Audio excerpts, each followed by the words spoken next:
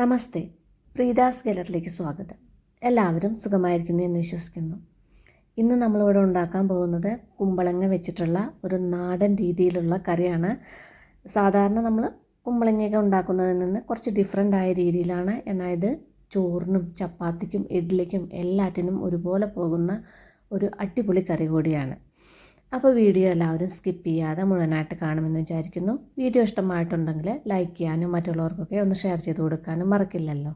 Subscribe ചെയ്യാത്തവർ ഒന്ന് subscribe ചെയ്യാനും മറക്കല്ലേ. എന്നാൽ നമുക്ക് സമയൊട്ടും കളയാതെ എത്രയും പെട്ടെന്ന് തന്നെ ഈ കുമ്പളങ്ങ കറി എങ്ങനെ ഉണ്ടാക്കുന്നത് എന്ന് നോക്കാം.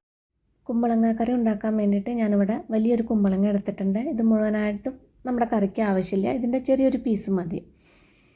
ഇപ്പം ഞാനിത് കട്ട് ചെയ്തെടുത്തിട്ടുണ്ട്. ഇതിൻ്റെ ഒരു കഷ്ടി പകുതിയോളം കട്ട് ചെയ്തെടുത്തിട്ടുണ്ട്. ഈ ഒരു പീസ് മതി നമ്മുടെ കറി ഉണ്ടാക്കാൻ. ഇനി ഇതിൻ്റെ തൊലിയൊക്കെ കളഞ്ഞിട്ട് ഞാനൊന്ന് ചെറുതാക്കിയിട്ടൊന്ന് കട്ട് ചെയ്തെടുത്ത് കൊണ്ടുവരാം. ഇപ്പം ഞാനിത് തൊലിയൊക്കെ കളഞ്ഞ് കഴുകിയതിന് ശേഷം ചെറിയ പീസസ് ആക്കിയിട്ട് കട്ട് ചെയ്തെടുത്തിട്ടുണ്ട്. സാധാരണ നമ്മൾ മോര് കറിക്കൊക്കെ കട്ട് ചെയ്യണ പോലെ ഒന്ന് കട്ട് ചെയ്തെടുത്തിട്ടുണ്ട്. എങ്ങനെ വേണമെങ്കിൽ ഏത് ഷേപ്പിൽ വേണമെങ്കിൽ നിങ്ങൾക്ക് കട്ട് ചെയ്തെടുക്കാം. ഇനിയിപ്പോൾ ഇതിലും ചെറുതാക്കിയിട്ട് കട്ട് ചെയ്യണമെങ്കിൽ അങ്ങനെയാവാം. പിന്നെ ഇതിലേക്ക് വേണ്ടിയിട്ട് കുറച്ച് സാധനങ്ങളും കൂടി എടുത്ത് വെച്ചിട്ടുണ്ട്. കുറച്ച് ചെറിയ ഉള്ളി തൊലിയൊക്കെ കളഞ്ഞ് കഴുകിയെടുത്തിട്ടുണ്ട്. ഏകദേശം ഒരു 10-20 ചെറിയ ഉള്ളി ഉണ്ട്. ഇത് നമുക്ക് അരപ്പിനും പിന്നെ താളിക്കാനും രണ്ടിനും കൂടിയിട്ടാണ് ഇത്രയും ചെറിയ ഉള്ളി. മീഡിയം സൈസിലുള്ള 2 സവാള എടുത്തിട്ടുണ്ട്. ചെറിയൊരു തക്കാളി, നല്ല പഴുത്ത ചെറിയൊരു തക്കാളി എടുത്തിട്ടുണ്ട്. തക്കാളി അധികം വേണ്ട, അധികം പുളി വേണ്ട ഈ കറിക്ക്. അപ്പോൾ ചെറിയൊരു തക്കാളി മതി.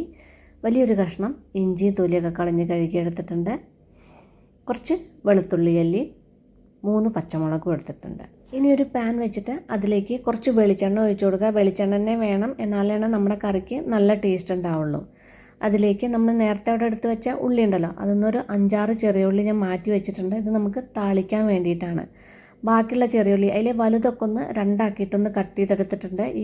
ഈ ചെറിയ ഉള്ളി മാത്രം ഇതിലേക്ക് ഇട്ട് കൊടുക്കുക.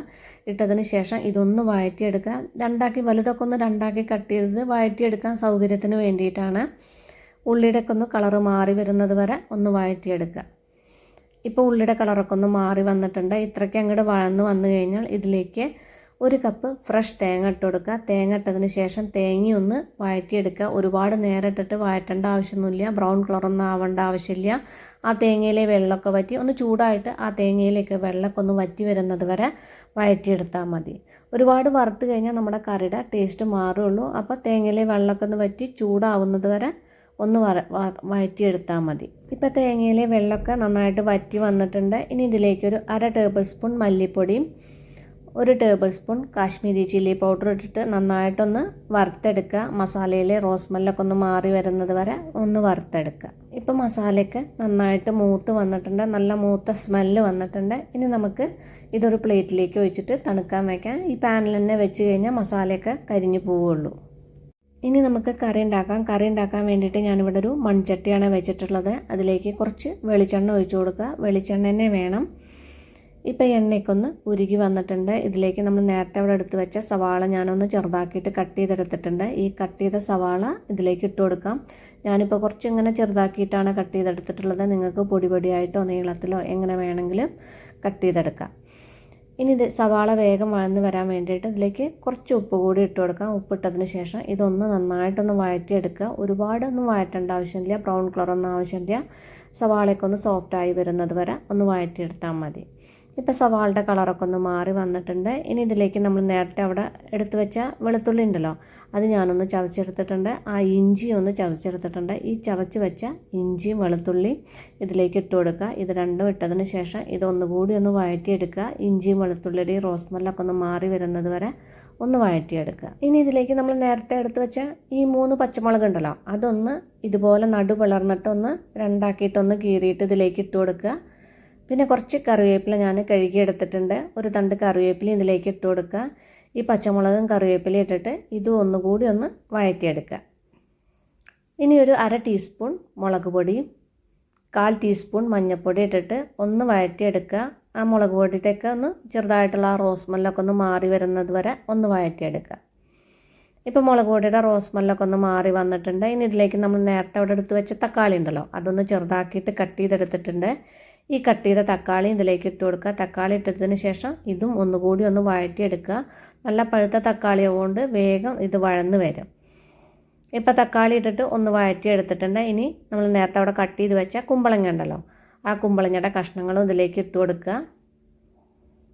ഇനി അധികം ഉപ്പിട്ട് കൊടുക്കണ്ട, ഈ കഷ്ണങ്ങളിലേക്ക് മാത്രമായിട്ട് കുറച്ച് ഇതിലേക്ക് ഉപ്പിട്ട് കൊടുക്കുക. ഉപ്പിട്ടതിന് ശേഷം നന്നായിട്ടൊന്ന് മിക്സ് ചെയ്തെടുക്കുക. കാരണം ഉപ്പിട്ടില്ലെങ്കിൽ കഷ്ണങ്ങൾ ഈ കുമ്പളങ്ങയിലേക്ക് ഉപ്പ് പിടിക്കില്ല, അതുകൊണ്ടാണ് ഉപ്പിട്ട് കൊടുക്കുന്നത്. ഈ മസാലയൊക്കെ കുമ്പളങ്ങയിൽ നേരെ ആവത്തക്ക രീതിയിലൊന്ന് മിക്സ് ചെയ്തെടുക്കുക. തക്കാളി നല്ല പഴുത്ത തക്കാളി ആവുകൊണ്ടാണ് അടച്ചു വെച്ച് വേവിക്കാത്തത്. അധികം പഴുക്കാത്ത തക്കാളിയാണെങ്കിൽ ഒന്ന് ഉടച്ചെടുത്തതിന് ശേഷം കുമ്പളങ്ങ ഇട്ട് കൊടുത്താൽ മതി. ഇപ്പം മസാലയൊക്കെ കുമ്പളങ്ങയിൽ നേരെ മിക്സ് ആയിട്ടുണ്ട്. ഇനി ഇതേപോലെ ഒരു കൂട്ടി വെച്ചിട്ട് അടച്ചു വെച്ചിട്ട് ലോ ഫ്ലെയിമിലൊന്ന് കുക്ക് ചെയ്തെടുക്കുക. കുമ്പളങ്ങ വേവുമ്പോഴേക്കും നമുക്കിതിലേക്കുള്ള അരപ്പ് തയ്യാറാക്കാം. അതിന് വേണ്ടിയിട്ട് മിക്സിയുടെ ഒരു ചെറിയ ജാറെടുത്തിട്ട് അതിലേക്ക് നമ്മളിപ്പോൾ നേരത്തെ വറുത്ത് വെച്ച തേങ്ങ ഉണ്ടല്ലോ, അതിപ്പോൾ നന്നായിട്ട് തണുത്തിട്ടുണ്ട്. ഈ വറുത്ത് വെച്ച തേങ്ങ ഇതിലേക്ക് ഇട്ട് കൊടുക്കുക. ഇട്ടതിന് ശേഷം ഇത് ആദ്യം ഒന്ന് നന്നായിട്ടൊന്ന് പൊടിച്ചെടുക്കുക. ഇപ്പം നേരെ പൊടിച്ചെടുത്ത് കൊടുത്തിട്ടുണ്ട്. ഇനി ഇതിലേക്ക് കുറച്ച് വെള്ളം ഒഴിച്ചു കൊടുക്കുക. ഒരു 3-4 കാഷ്നട്ടും ഇട്ട് കൊടുക്കുക. ഇത് ബ്രോക്കൺ ആവുകൊണ്ടാണ് 3-4 കാഷ്നട്ടും കൂടി ഇട്ടിട്ട് ഇത് നന്നായിട്ടൊന്ന് അരച്ചെടുക്കുക. നല്ല പേസ്റ്റ് രൂപത്തിലൊന്ന് അരച്ചെടുക്കുക. ഇപ്പോൾ ആ കുമ്പളങ്ങയൊക്കെ വെന്തിട്ടുണ്ടാവും. കുമ്പളങ്ങ ഇടയ്ക്കൊക്കെ ഒന്ന് തുറന്നിട്ട് ഇളക്കി കൊടുക്കണം. കാരണം നമ്മളിതിൽ വെള്ളം വെച്ചിട്ടില്ല, ചട്ടി ആവുകൊണ്ട് അടിക്ക് പിടിക്കാൻ സാധ്യതയുണ്ട്. വെറും എണ്ണയിലല്ലേ കുക്ക് ചെയ്തിട്ടുള്ളത്. അപ്പോൾ ഇടയ്ക്കൊക്കെ ഒന്ന് തുറന്നിട്ട് ഇളക്കി കൊടുക്കണം. കുമ്പളങ്ങയൊക്കെ ആവശ്യത്തിന് വെന്തിട്ടുണ്ട്. ഇപ്പോൾ ഇതാ കണ്ടു കഴിഞ്ഞാൽ തന്നെ അറിയില്ല, ചെറുതായിട്ടൊരു ഗ്ലാസ് പോലെ ആയിട്ടുണ്ട്. ഇപ്പോൾ ഇതാ പാകത്തിന് കുക്കായിട്ടുണ്ട്. ഇനിയും വെന്ത് കഴിഞ്ഞാൽ നമുക്ക് കഷ്ണം തീരെ കടിക്കാനുണ്ടാവില്ല. അപ്പോൾ അത് ഇത്രയ്ക്ക് അങ്ങോട്ട് വെന്ത് കഴിഞ്ഞാൽ മതി. ഇനി ഇതിലേക്ക് ഇപ്പം നമ്മൾ അരച്ച് വെച്ചിട്ടുണ്ടല്ലോ തേങ്ങ അരപ്പ്, ആ തേങ്ങ അരപ്പ് ഇതിലേക്ക് ഇട്ട് കൊടുക്കുക. പിന്നെ ഈ മിക്സിയുടെ ജാറിൽ കുറച്ച് വെള്ളം ഒഴിച്ചിട്ട് അതും ഇതിലേക്ക് ഒഴിച്ചിട്ട് ഒന്ന് മിക്സ് ചെയ്തെടുക്കുക. വെള്ളം കുറച്ചും കൂടി വേണം. മസാല നേരെ മിക്സ് ചെയ്തതിന് ശേഷം നമുക്ക് ആവശ്യത്തിന് വെള്ളം ഒഴിച്ച് കൊടുക്കാം. ഞാനിതിലേക്ക് കുറച്ചുകൂടി വെള്ളം ഒഴിച്ച് കൊടുക്കുന്നുണ്ട്. ഗ്രേവിയുടെ തിക്നെസ് നിങ്ങളുടെ ആവശ്യത്തിനനുസരിച്ചിട്ട് വെള്ളം ഒഴിച്ച് കൊടുത്തോളൂ. ഇനി കുറച്ച് ഉപ്പിട്ട് കൊടുക്കുക. ഈ ഗ്രേവിയിലേക്ക് മാത്രമായിട്ടുള്ള ഉപ്പും കൂടി ഇട്ടിട്ട് നേരെ ഒന്ന് മിക്സ് ചെയ്തെടുക്കുക. മിക്സ് ചെയ്തതിന് ശേഷം ഒന്നുകൂടി ഇത് ഒന്ന് കുക്ക് ചെയ്തെടുക്കുക. മസാലയൊക്കെ ഒന്ന് തേങ്ങ അരപ്പ് മസാലയൊക്കെ ഉണ്ടല്ലോ, അതൊന്ന് വേവാൻ വേണ്ടിയിട്ട് ഒന്നുകൂടി ചെറുതായിട്ടൊന്ന് കുക്ക് ചെയ്തെടുക്കുക. ഇപ്പം മസാലയൊക്കെ നന്നായിട്ട് തിളച്ച് വെന്തിട്ടുണ്ട്. ഗ്രേവി വരെ ഒന്നുകൂടി കുറുകി വന്നിട്ടുണ്ട്. ആവശ്യത്തിനുള്ള കൊഴുപ്പുണ്ട്. ഇനി ഇതിരുന്ന് കഴിഞ്ഞാൽ ഒന്നുകൂടി തിക്കായി വരും. അപ്പോൾ ഇത്രയ്ക്ക് അങ്ങോട്ട് കൊഴുപ്പ് മതി.